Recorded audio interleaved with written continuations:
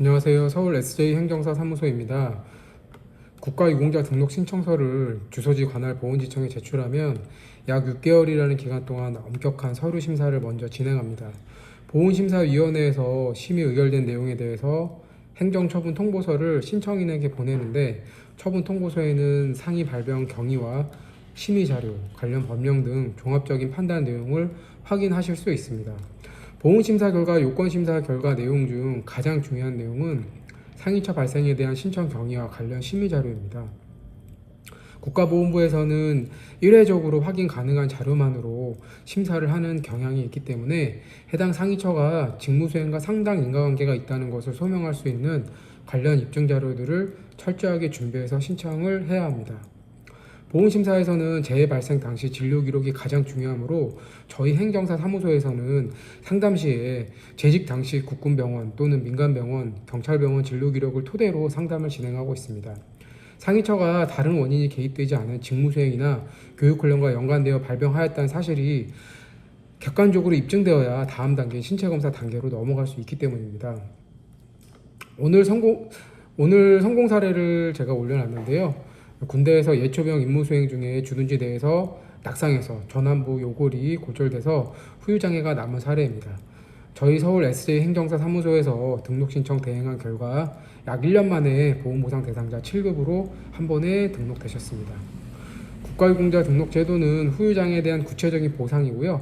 발병 당시에는 부상 정도가 심했지만 일시적이거나 경미하거나 제때 치료를 받지 못해서 진료 기록이 남아있지 않다면 보훈부에서도 해당 질환에 대해 공무수행이나 교육훈련 중 발생한 부상이나 질병이 아니라고 판단할 수밖에 없습니다.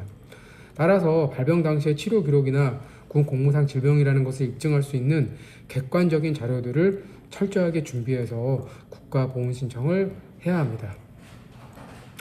국가보훈 대상자 등록 신청과 최종 등록되는 것은 다른 것입니다.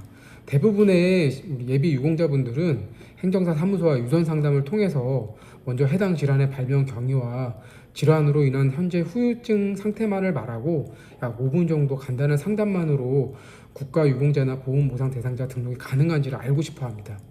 국가유공자 구체적인 인정 요건에 대해서는 국가유공자법 시행령과 시행규칙에 매우 상세하게 규정하고 있습니다. 따라서 등록 요건이 매우 까다롭고 어렵다는 것입니다. 국가유공자 법령에서 규정하고 있는 국가유공자 등록 가능 요건을 보면 세 가지 요건을 충족해야 된다는 것을 알고 계셔야 됩니다.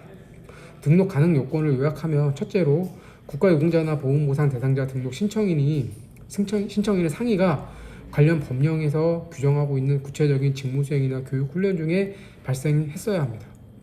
둘째로는 상위 발생과 공무수행이나 교육훈련 간의 상당 인과관계가 객관적인 병원 진료 기록으로 확인돼야 됩니다.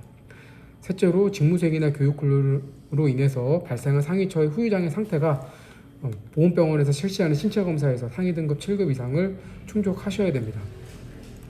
국가보훈 대상자 등록 신청할 때 등록 신청에 대해서 정확히 알고 신청을 해야만 최종 등록될 확률이 높습니다.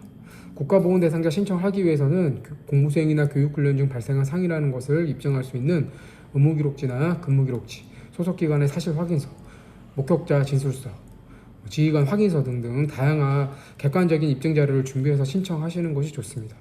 상위 등급 판정 신체 검사 시에도 현재 후유 장애 상태를 보여주기 위해서 정밀검사 기록지나 의사소견서, 수술 기록지 등을 준비하고 국가보훈 장애 진단서를 제출하는 것이 좋습니다.